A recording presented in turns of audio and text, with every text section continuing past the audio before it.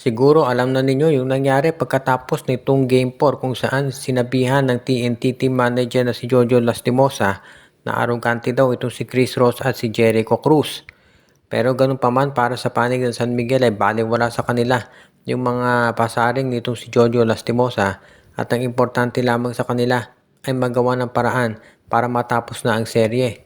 Sinabi nito si Wami Tiongson na gagawin nila talaga ang lahat para masiguro na magkaroon sila ng mas malaking tsansang matapos na ang serye. Ang San Miguel ngayon alam natin na sabi nga nung iba ay lamang na ng 3-1 at yan ang dahilan syempre kung ba't masaya yung mga players pero hindi ito nagustuhan ni Coach Jojo Lastimosa yung kanilang inasal.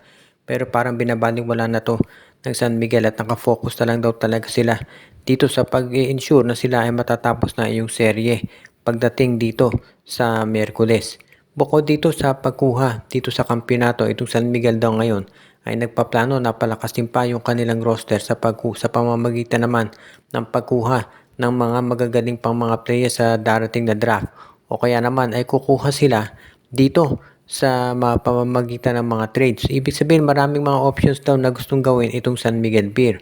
Huwag na tayong magulat kung for example subukan kunin ng San Miguel Beer mula dito sa Phoenix Football Masters si Kyle Balungay o kaya si Kenneth Taffin o baka naman dito sa Northport Batangas si Cade Flores. Ilan lamang yan doon sa mga nakikitang options dito si Coach Leo Austria para mapanatili yung lakas nitong San Miguel lalo na para sa darating na season.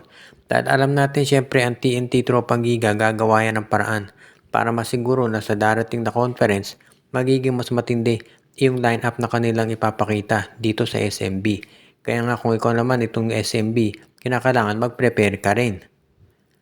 Bukod dito sa pagkuha ng San Miguel ng mga top talent sa darating na draft, mukhang ang gusto pang management ngayon ay palakasin naman itong Magnolia Chicken Templados at dahil dito, baka gumawa sila ng trade kasama itong Converge Fiber Xers. Alam natin itong Converge ay isa doon sa mga teams na talaga nagpe-prepare ng matindi sa darating na season.